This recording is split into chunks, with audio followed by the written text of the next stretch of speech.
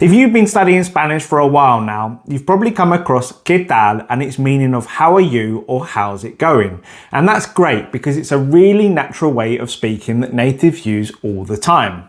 But the thing is, there's so much more to this little phrase than just asking how someone is. Now, before we get into the different uses of ¿qué tal?, there's one important thing to understand about this phrase. No matter how hard you try, you just won't be able to translate it literally. And that's because it's an idiom.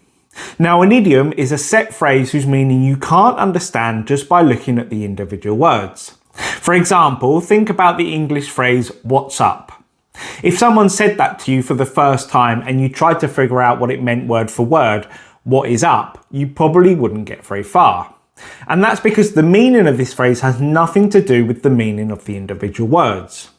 Because it's an idiom, you just have to learn it as a fixed chunk. Now, ¿qué tal? Works in exactly the same way. You can't break it down into parts and figure out its meaning from each word. Instead, you need to learn it as one complete phrase. When you do that, you'll see that it's a really useful expression that Spanish speakers use all the time in everyday conversation. Okay, so let's look at the first use of ¿qué tal? Now, this first use is probably going to surprise you. You can place ¿qué tal? Directly before a noun without a verb to ask how something is or how it was. For example, ¿qué tal tu hermana? How's your sister? ¿Qué tal la película? How's the movie? ¿Qué tal la comida? How's the food? You can see that none of those sentences contain a verb. You don't need one when you're using ¿qué tal? In this way, because the verb is understood from context.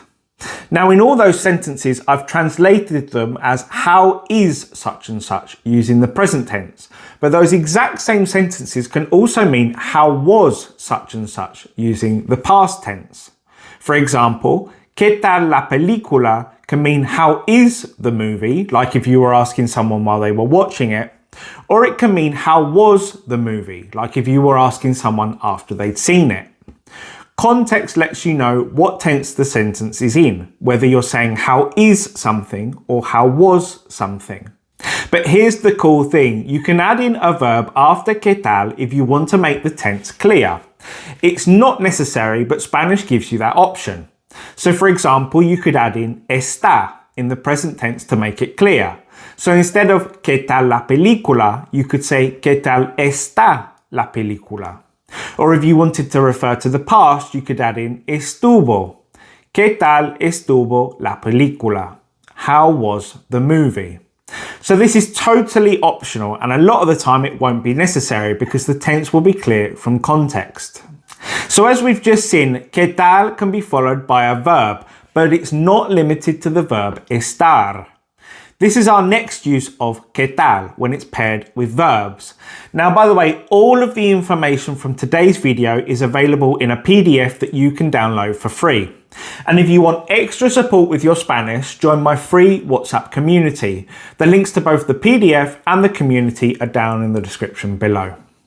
So you can use hundreds of other verbs with ¿qué tal? To ask how an action is going or how it went. For example, ¿qué tal te sientes? How are you feeling?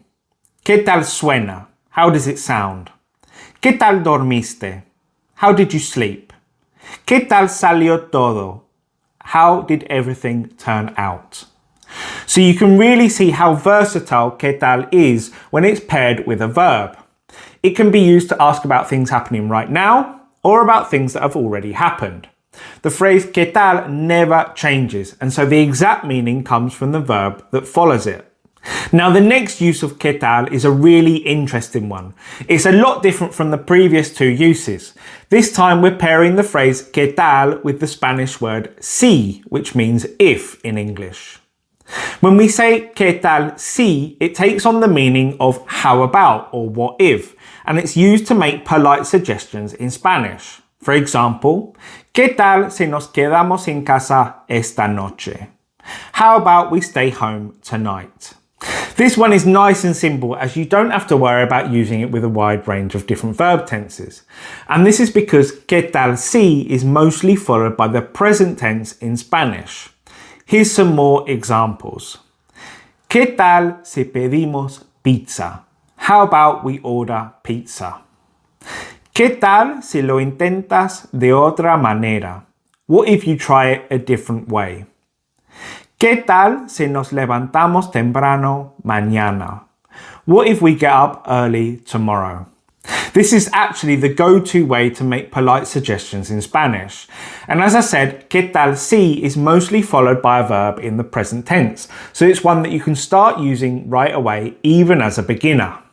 So instead of just being a way to ask how someone is, ¿qué tal is a really useful little phrase that you use all the time in Spanish. Now, useful phrases like this are exactly how I teach my beginner Spanish course here on YouTube. If you're completely baffled by Spanish grammar, then this is the course for you. The course gets you actually speaking real-world Spanish from the very first lesson. You can check it out for free by clicking the thumbnail that's on screen now, or by clicking the link that's down in the description. So, thanks so much for watching, and I'll see you next week.